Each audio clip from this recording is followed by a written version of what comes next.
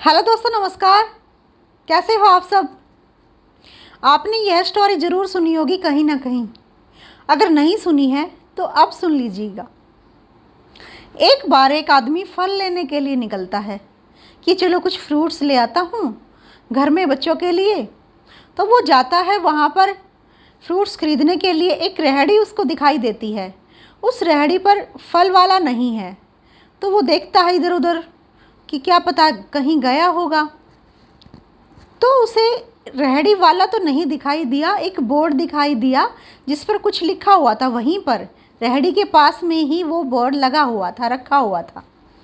तो उस पर लिखा हुआ था, कृपया फल ले लीजिए, इतने रुपए, मतलब उनके भाव लिख दिए भाई, इस तरह इतने रुपए दर्जन बनाना है या एप्पल हैं या कितने रुपए किलो हैं। तो इस तरह से उनके रेट वहाँ पर लिखे हुए थे और पैसे रख दीजिए और फल ले जाइए। मेरी माँ बहुत बीमार है, मैं मेरी माँ के पास रहता हूँ, मैं यहाँ रेहड़ी पर नहीं खड़ा हो सकता। तो इस तरह से वहाँ पर लिखा हुआ है। वो आदमी पढ़कर चौंक जाता है, भी ऐसे कैसे। तो फिर वो भी ऐसे ही फल ले लेता है जो जो उसको चाहिए, पैसे वहाँ रखने लगता है। तो वहाँ और भी पैसे रखे हुए हैं। वो सोचता है कि हाँ, इसको मतलब फॉलो तो कर रहे हैं बंदे, कि सभी एक जैसे नहीं हैं, कि इसको यहाँ से फल ले जाते हैं और पैसे रख जाते हैं। तो इस तरह से मतलब वो फल लेकर चला जाता है। तो डेली ऐसे ही मतलब वो रेहड़ी वहाँ पर मिलती है और फल वाला वहाँ पर नहीं होता। तो एक दिन शाम को वो जो फल लेकर गया था वो व्यक्ति, वो टहलने के लिए निकला। टहलने के लिए वो निकला तो रेहड़ी वाला उसे दिखाई दिया। वो अपनी रेहड़ी को लेकर जा रहा था। उसने आवाज़ लगाई कि रुकिए। उस फल वाले ने, लड़के ने, उसने कहा कि साहब फल नहीं है। तो उस व्यक्ति ने कहा कि मुझे फल नहीं चाहिए, आपसे बात करनी है।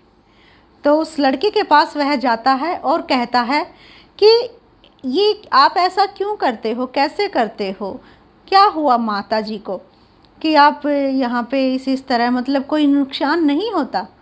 कि नहीं, कोई नुकसान नहीं होता, बोल मेरी माँ बीमार रहती है, मुझे माँ के पास रहना पड़ता है। और माँ कहती है कि मेरा मन घबराता है, मैं अकेली नहीं रह पाती, कि मेरे पास रहा कर, कि बेटा इस तरह कर दिया कर, वहाँ पे रखा कर, जिसको ले जाने होंगे ले जाएगा, भगवान ने जो देना है वो देगा। तो माँ ने ही ऐसा कहा था और मैं ऐसा कर देता हूँ। तो क्या करते हैं, बल्कि नुकसान तो क्या, बल्कि मुझे बहुत फ़ायदा होता है। कई बार तो लोग यहाँ पर खाना रख जाते हैं कि ले माँ को खिला देना, खुद भी खा लेना। कई बार कुछ और चीज़ें, कई बार कल एक लड़की पुलाव रख के गई थी। और कई बार कुछ एक्स्ट्रा पैसे भी रख जाते हैं कि माँ के इलाज के लिए काम आएंगे। और एक बार तो एक डॉक्टर ने क्या किया, अपना नंबर लिखकर और यहाँ रख दिया कि जब भी माँ की तबीयत ज़्यादा ख़राब हो तो मेरे पास आ सकते हो, कॉल कर सकते हो, फ़ोन नंबर मैंने रख दिया है। तो इस तरह से मुझे तो और भी फ़ायदा हो रहा है, मेरी हेल्प हो रही है और मैं माँ के पास भी रह पाता हूँ, माँ की सेवा भी कर पाता हूँ। तो इस तरह से मतलब ये मेरा चल रहा है और इस तरह मैं करता हूँ। तो कहने का तात्पर्य यह है कि भगवान ने हमें जो देना है वो किसी भी माध्यम से हमें दे सकता है, किसी उसका जरिया कोई भी हो सकता है। जो हमें मिलता है वो भगवान की रजा होती है और जो हमें नहीं मिलता उसमें भी भगवान की रजा होती है।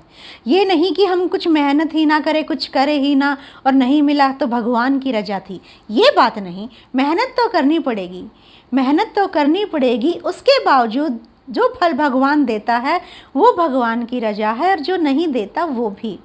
अगर वो रेहड़ी वाला फल नहीं लेकर आता, फल की रेहड़ी वहाँ नहीं लगाता, उसको छोड़ने नहीं आता, उसको लेकर नहीं जाता, वो ये मेहनत नहीं करता, माँ की सेवा नहीं करता, तो उसको कौन ऐसे मतलब यहाँ हेल्प के लिए मतलब छोड़ जाता और कुछ न कुछ ऐसे नहीं होता ना। उसने कुछ तो किया ना, तो किए का फल भगवान जरूर देता है। तो हमेशा अपना कार्य करते रहिए और भगवान पर विश्वास रखिए, भगवान कोई ना कोई रास्ता ज़रूर निकालता है। कल फिर मिलते हैं एक नए टॉपिक पर।